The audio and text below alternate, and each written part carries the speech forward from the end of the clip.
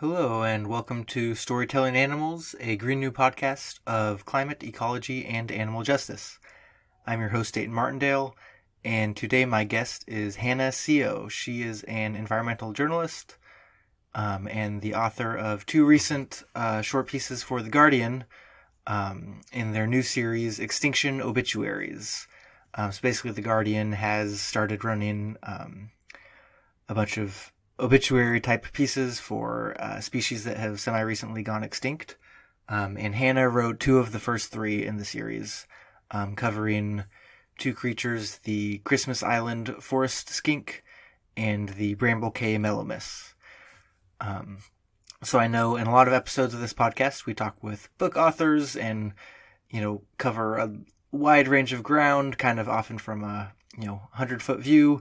This was kind of a nice chance to zoom in on two particular animals, what negative pressures they faced, how they went extinct, and, what that was like for the scientists and others who watched them go extinct and raised the warning, and, didn't see any good come of it.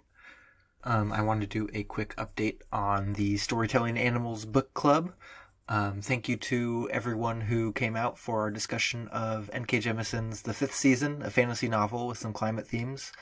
That was a week ago last Tuesday, and that was our biggest turnout yet for the book club. If you're interested in joining, our next couple meetings are Tuesday, June 28th, to discuss Entangled Life, How Fungi Make Our Worlds, Change Our Minds, and Shape Our Futures by Merlin Sheldrake. After that is July 26th, also a Tuesday, to discuss The Ministry for the Future by past podcast guest Kim Stanley Robinson. That's a novel about kind of a vision of how over the next few decades humanity might confront climate change. And then another nonfiction book on Tuesday, August 23rd, As Long as Grass Grows, the Indigenous Fight for Environmental Justice from Colonization to Standing Rock. And that's by Dina Giglio Whitaker. If you're interested in joining that book club, there's more information on my website. That's daytonmartindale.com/book-club. I'll also put that link in the episode description.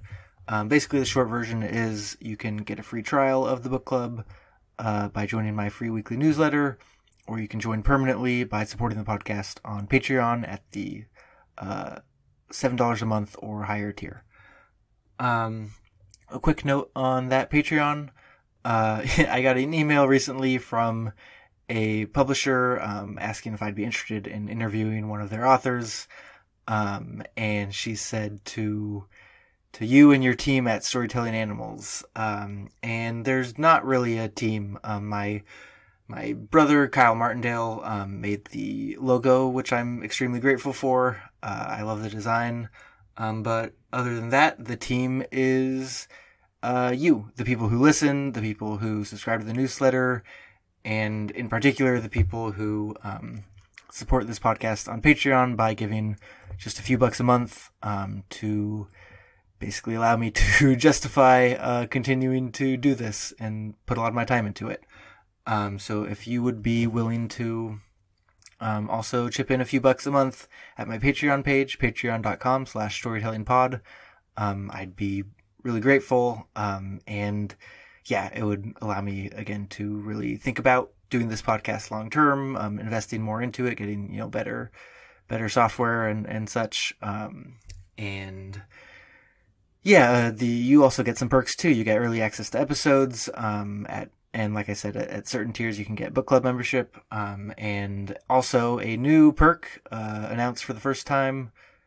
Well, it was in my newsletter last week, but announced publicly for the first time right now. You can ask me anything, and I'll do a future episode where I answer your questions, and those questions could be, oh, I liked your interview with Kim Stanley Robinson, like what books by him should I read? And that is a question that someone has asked me. Or it can be, about climate change. It can be, a scientific question you have. It can be, a question for me, like how did you start getting interested in climate change, or why did you go vegan, or something like that. or it can be like a more policy question about, an environmental issue or whatever. So yeah, Patreon supporters can submit questions to me, and I will answer those questions in a future episode, and hopefully that will be great. So yeah, but today I'm not answering your questions. I'm asking the questions, and I'm asking the questions for Guardian or for environmental journalist Hannah Seo about her articles for The Guardian. Without further ado, here's the interview.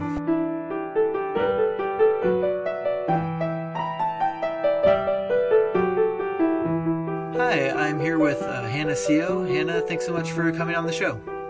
Thanks for having me. Yeah, so what I want to talk about today is this new series at The Guardian, which is called Extinction Obituaries, which are obituaries of recently extinct animal species. And you wrote 2 of the first 3 obituaries in this series. So I wanted to check in just kind of how you got involved in this project and kind of what your interest was in extinct species. So I've done a lot of reporting previously on ecology and specifically about, how human-caused climate change kind of impacts the ecology of different habitats. And actually an editor at The Guardian, Alistair G., he reached out to me and, pointed at my previous reporting and asked if I was interested in writing these obituaries for him. I think their main impetus was that, obviously these species have been written about before, but what they really wanted was to kind of take the obituary style, where the writing is kind of elegiac and a little bit lyrical, and have that sort of writing style implemented for, just to kind of honor these species that have kind of been sacrificed to the changing world and the changing climate. And I was really intrigued by that idea, bringing sort of lyrical prose to science reporting. And so I was super eager to just hop on. You've also written some poetry, is that correct? Yes, I am a poet on the side. I don't often volunteer that because sometimes it sounds kind of embarrassing. But yes, I have published over 20 poems at this point, yes. I just bring it up because it may be helpful in that elegiac style of obituary. So the 2 species that you wrote about are the Christmas Island forest skink and the Bramble Cay melomys. Maybe let's take them one at a time. First, what even is a skink? I'm not sure everyone knows. Yeah, I mean, I didn't really know what a skink was until I started researching for this obituary. But a skink is just a type of reptile. It's a type of lizard. It really kind of looks like, if you Google what a skink is, it really looks like the classic generic image of what a lizard would be. It's just kind of has like a low, flat, skinny body, long tail, and a Christmas Island forest skink specifically is pretty undescript. It's pretty nondescript. It's pretty plain looking. It's just kind of brown with a slight yellowish hues in its scales, and it's reportedly was a very muted, gentle creature that really had no super charismatic behavior. Just kind of laid around in the sun, did its thing, just hung out, and that was its whole life. And it's just like a little lizard. And it's the Christmas Island forest skink. For the geographically challenged among us, where is Christmas Island? Yeah, so Christmas Island is technically an Australian territory, but it is kind of located just south of Indonesia. So it's kind of like if the northwestern tip of Australia, between that area of Australia and Indonesia is kind of where Christmas Island is, and it's a relatively pretty small island. So one of the things that is striking and alarming about both of the obituaries is that the declines in population for the skink and the melomys were relatively rapid. A few decades ago, you might have looked and seen a bunch of skinks and thought they were doing fine. So how recently did the skinks begin to really decline? And what is our best guess of what was causing that?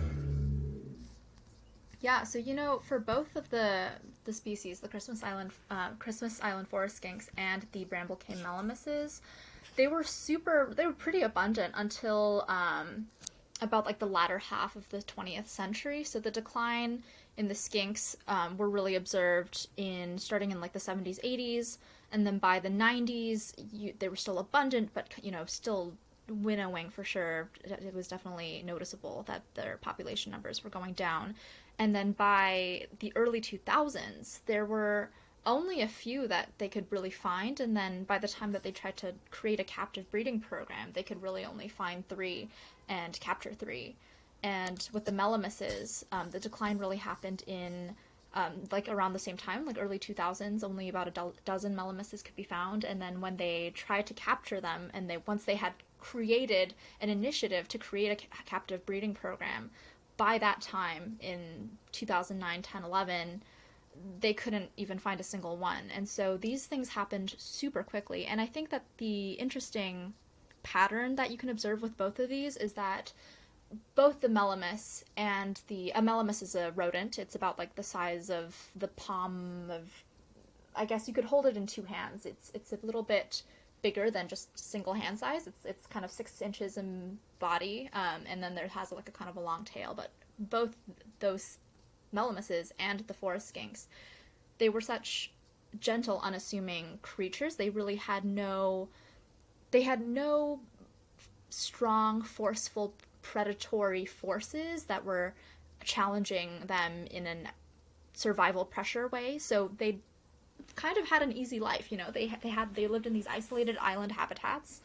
They had very few concerns besides just like going about their day and gently like chewing on their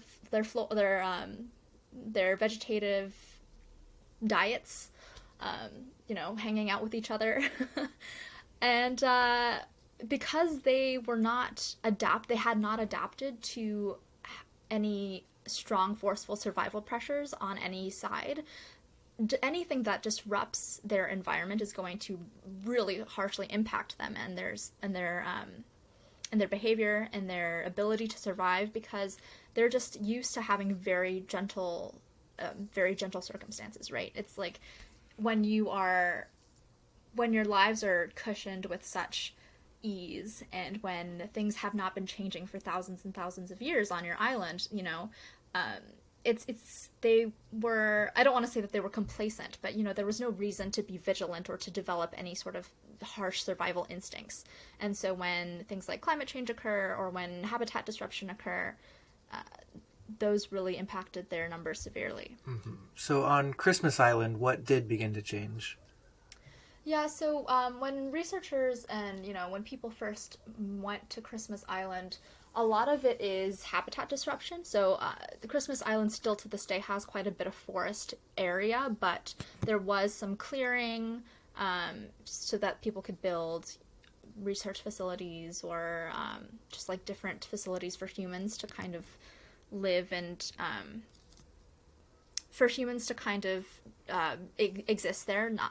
There's not a huge population that lives there full time. Like I think at any given time there's maybe like a dozen researchers and some custodians and whatever.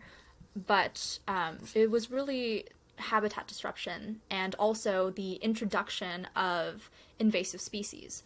So the forest skinks had basically no natural predators on their island for a while, but then when other humans came, to the island to do research or to explore, they brought with them things like snakes, different birds, and those predators and invasive species like ants and different insects also were invaded Christmas Island.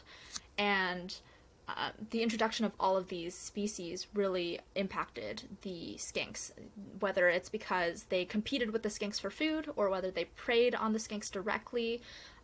All of these pressures kind of added up, and because they had evolved to, not endure any of those hardships, the population really dwindled. Mm-hmm. And you say in the article there was also phosphate mining, which I believe is used in fertilizer. Yes, phosphate mining again adds to the disruption. Some tree clearing, some land disruption, and pre all of this disruption, the forest skinks were kind of found all over the island. But then with this disruption, I think the initial thoughts were that the forest skinks would be fine because there are other parts of the island that they can kind of live in and survive in. But all of this kind of created an imbalance, and the skinks just couldn't withstand it. Mm-hmm. And I want to get back to the melomys as well. First, again, where is Bramble Cay? Or even what is Bramble Cay? Yeah, so a cay is any low-lying sandy island that's pretty small and by a reef. And so Bramble Cay is a very small, low-lying sandy island that kind of exists at the northern tip of the Great Barrier Reef. So this is kind of partway between northern Australia and Papua New Guinea. Okay, and you have this little rodent, the melomys, and I think one of the, how I first heard about the melomys a few years ago, it was in the news as one of the first, if not the first, mammals to go extinct, where we know that climate change was a major cause. So how did climate change play a role in the extinction of the Bramble Cay melomys? Yeah, it's a good question because I feel like, especially scientists of all people, they're kind of reticent to label something definitively as like this caused this. But I think there's general consensus that the Bramble Cay melomys did go extinct because of human-caused climate change, and that's because the melomys lived on this low-lying island. And they were there for thousands, if not tens of thousands of years. And they survived for that long in spite of, different weather patterns and different climate changes throughout those eras. But the rapid decline that happened in between like the early 20th century and the early 2000s was because of sea level change, and also and sea level change as a consequence of human-caused climate change. And so what happened is that originally Bramble Cay was covered in vegetation, and there were some insects, and the melomys was basically like the only mammal on the island. But what happened is that as climate change worsened, there was an increase in storm surges, so big storms that would kind of sweep over the cay and kind of wash creatures off the island. So storm surges would come and sweep, basically just like flush some of the rodents off of the island, and then they would die because they are not particularly great swimmers. And as the sea level changed as well, slowly that their little island was kind of encroached upon.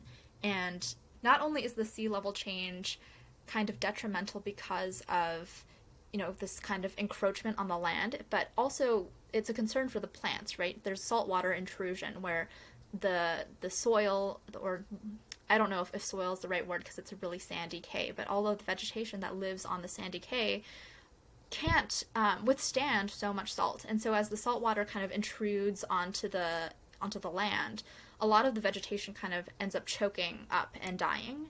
And without that vegetation, the melomys had a hard time feeding, and then just combine both those factors, just less food, and also these waves are washing them out to sea, and they just couldn't withstand all of those pressures. Mm-hmm.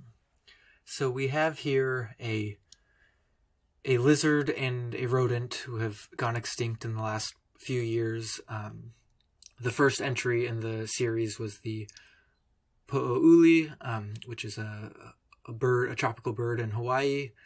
I think it's notable that especially your two entries, a lizard and a rodent, aren't necessarily the most glamorous species. They aren't the rhino or the panda or the some of the animals that get the most attention for conservation issues. And obviously those larger animals deserve attention for conservation issues. But why do you think it's important to to write about a lizard and a rodent? Mm-hmm. Yeah, this is a question that I also posed to the researchers I talked to who had worked on these conservation efforts.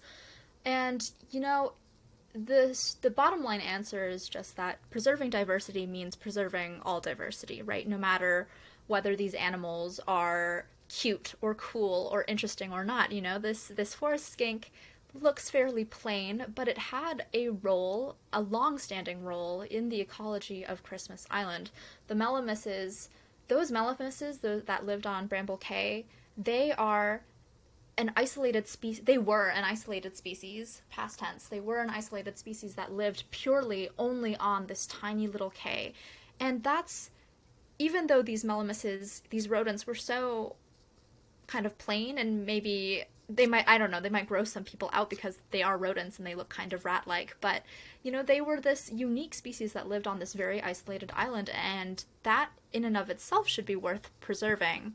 And, the sad part is that it is true that a lot of conservation efforts and a lot of conservation noise and funding goes towards creatures who are charismatic and iconic and just cool. Think of the giant pandas or elephants or whales. People love to talk about and think about these huge species because they are magnificent and awe-inspiring. But these tiny little species that exist in isolated pockets are also struggling and are arguably more vulnerable because they live in such delicate balances in the ecology where they are. And so preserving species like this, preserving species that do go unnoticed, is valuable in and of itself because preserving diversity means preserving all diversity. Mm-hmm. And yeah, I think it's also not a coincidence that a lot of these are island species. Species that are the ones who have gone extinct already because there's not as much, A, they're not used to outsiders in the same way that a mainland species might be, and B, there's nowhere to go when the seas come rising, or when the ecosystem starts changing. Exactly. Yeah, islands are such fascinating places to go to when you want to look at diversity and in ecology, but yeah, like you said, the double edge to that is that you have very limited space and you have nowhere to go and it's very isolated, and so you just find yourself kind of cornered. Mm-hmm. So one thing we know about the last skink is that we know who it was. They had identified a specific, I guess I should say the last Christmas Island forest skink. His name was Gump. Scientists had interacted with him. And one of the scientists you quote, John Wojnarski, who's a conservation biologist, he says in the obituary, "You're looking at that last individual, knowing that when the individual will die, as it inevitably would, that it would be the end of that long evolutionary history. It's a scar on our conscience." And so I guess I sort of have two questions coming off this. The first is just what was it like to talk to all these scientists, and maybe this applies to the other environmental reporting you've done in your career, but especially with this project of talking with scientists who worked with species who are no longer here. What was their emotional attitude toward the issue, or did they keep it relatively scientific, or just what insight did you have into them?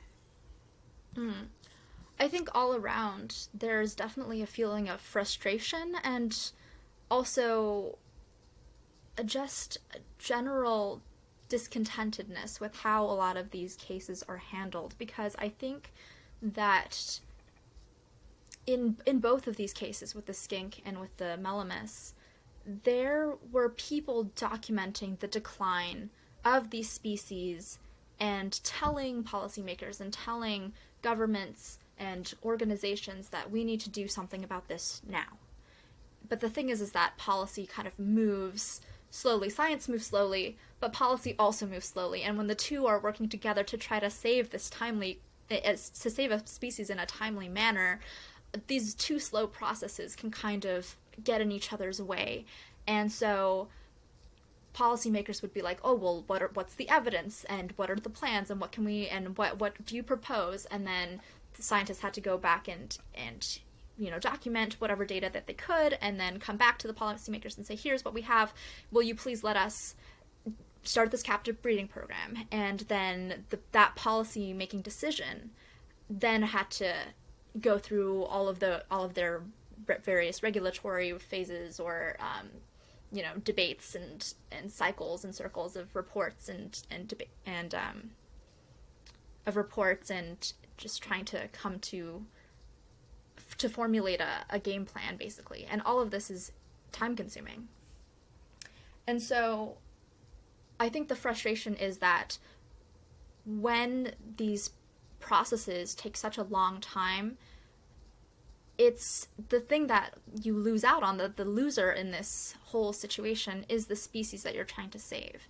And especially with the Bramble Cay melomyses, there were so many opportunities where they felt like they could have been saved, like really for both the skinks and the melomyses. I think the consensus is that they could have been saved. There could have been captive breeding programs put in place, but things just didn't happen fast enough. And it comes down to political will, but also attention, like we previously mentioned about how charismatic species kind of get the most attention. If people were willing to make more noise and be more proactive to fight for these lesser known species, there would possibly be more political will, and therefore a faster timeline to get these strategies on track to save these species before it's too late.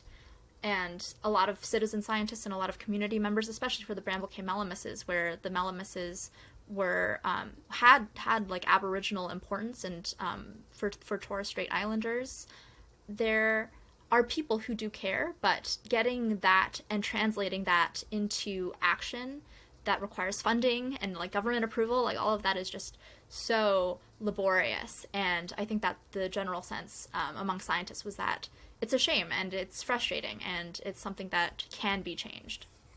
Mm-hmm. And I think in some of the tone of your answer, you maybe already answered this, but my follow-up was going to be, if the scientists are feeling frustrated and that it's a shame, what was your experience of reporting it, and how did you feel being the one to write this obituary of a species that'll never be around again? Yeah, it is quite saddening for sure. And I a lot of the questions, a lot of the times when I report things like this, I'll ask them whether or not they've been to the place, or whether they've actually encountered the species that they worked with. And Natalie Waller, who I interviewed for the Bramble Cay melomys obituary, she said that she had been to Bramble Cay, but she never got to see a live melomys. And John Warnarski, he managed to see some skinks, and he made it out to Christmas Island, and so he was able to kind of give me some firsthand accounts. But just in reporting and talking to these scientists, it's interesting because literally this is the time when we go from this binary state, whether or not the species exists or whether the species does not exist. And just talking the contrast between John Warnarski, who managed to encounter a live forest skink, versus Natalie Waller, who never got to see a live Bramble Cay melomys, that and you can see the loss just in talking to those two scientists and just seeing the difference in how one remembers the animal and it's no longer here, and one is lamenting because she never got to see the animal that she studied. And that was just, I don't know, it's just really regretful and really saddening. Mm-hmm. Just two more questions for you. Mm-hmm. First, I think, so first you mentioned that, there were people who were citizen scientists and others who were fighting for the melomys and the skink while they were alive. And I think for people today who do want to, fight for endangered species or how do we find out about what animals are threatened before they're, some people are probably finding out about the forest skink and the Bramble Cay melomys for the first time today after they're already gone. And how could people find out about this maybe before it's too late, and sort of what, I mean, I know as a journalist, and I'm a journalist too, like, we don't always have a complete answer of this, but just from your experience reporting on these issues, like, where would you point people who want to kind of get in on the side of an issue where you're helping an animal before it goes extinct? That's an interesting question, and I'm not sure that I have a great answer for that. I think it's also tricky because, I'm not going to say that, look up the list of the most vulnerable species and go there and help. That's not what that's not necessarily going to be a productive action. But I guess maybe the most useful thing is to be mindful, I guess, about things that you participate in. And what I mean by that is that if you look up your area of where you live and you see that maybe like a certain type of tree is endangered, like there are ways to get involved locally, but I guess it's all contingent upon what is happening in your neighborhood and in your area. But if for example there's some if you discover that there's some controversy with a certain type of tree in a park that's near you, then what you can do is, your level of engagement can be up to you, but what you can possibly get involved with local organizations. Also, there are advocacy groups everywhere for different species, and whether that's flora or fauna, and helping can come in the form of like fundraising. It can come in the form of like going on trips to maybe document where species exist. But I don't know if I have any other specific advice beyond that. No, I think I think that's an excellent place to start. I don't know if for such a big issue like this, there is a super specific way to tell everyone what to do. I think that's very helpful. And then lastly, one of the things that John Wojnarski said is all of these species have a right to exist. And I think that is, that's a sentiment that's been expressed by past guests on this podcast, that I think is shared at least semi-widely through parts of the environmental movement. And earlier you sort of talked about why it's worth writing obituaries of these species, but I'm just curious, not just in your personal, in your personal view, not talking about what other people should think or writing a philosophy paper or something, but just personally, like, what makes you care about the decline of these species?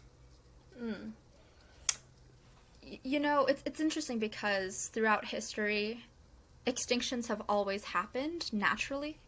But the thing is that in our current age, we're seeing extinctions happening at a rate that is far beyond what would ever happen in a naturally occurring global ecosystem. Had humans not, decimated the climate in the way that we are and have been. And so I think that's really that's the reason to care and to notice and to pay attention, is because when you see the data of the species that are declining now, I think it's impossible to not care, because if we are the causes of the extinctions of so many species, the logical next answer is, so what can we do about it? And the first thing that we can start to do about this is pay attention. And writing about this and researching it and, putting things like this out into the world is part of that first step. Is just like, how do we get more people to just pay attention? You can't force people to care, but if you can get the information to their eyes and try to bring it into their purview in the easiest way possible, in the gentlest way possible, that's a good first step. Mm-hmm. Well, thank you so much for helping bring this to the attention of the rest of us. And is there anything else you'd like to add? Just that, extinctions don't happen, even though both of these species declined super quickly, it was by no means overnight. Like, when we say this happened super quickly, this is on the order of decades. And so when we pay attention to species decline, we have time. We have the ability to do things. It's just a matter of gathering that political will and gathering that social will as well. So yeah, there's time to intervene. Cool. Well, that's a good note to end on. And Hannah Seo, thanks so much for coming on the show. Yeah, thank you so much for having me. That was Hannah Seo, the author of 2 recent obituaries in The Guardian for extinct species, the Christmas Island forest skink, and the Bramble Cay melomys. For more on that last question about why we should even care about species loss, I recommend scrolling all the way down on your podcast app to my very first episode, an interview with the wildlife journalist Emma Maris that touches on some of those issues. If you enjoy this episode, I would appreciate any help in spreading the word, whether that's sharing on social media or sending to a friend. And if you're still listening, I'd like to invite you again to sign up for my free weekly newsletter, where you'll get new episodes of the podcast and updates on the podcast and book club, as well as a link to the best article I read each week. And also, if you're still listening, I'd like to invite you again to support this podcast on Patreon, which is a monthly monetary support.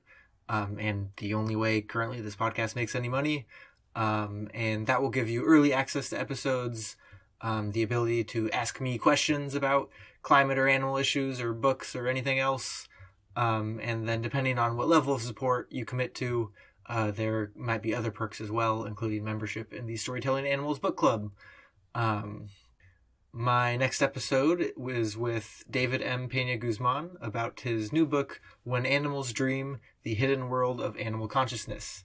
I've already done the interview. It was a lot of fun and a lot of fascinating subjects. So if you support the podcast on Patreon with your early access, you should get access to that episode within a day or two. And then if you sign up for the newsletter, you'll get it emailed to you next Tuesday, which is when it comes out publicly. So everyone else, you can find it next Tuesday or follow the podcast on social media, or follow me on social media or follow the podcast on your listening app to get an update next Tuesday as well. That's all for now, and thanks for listening.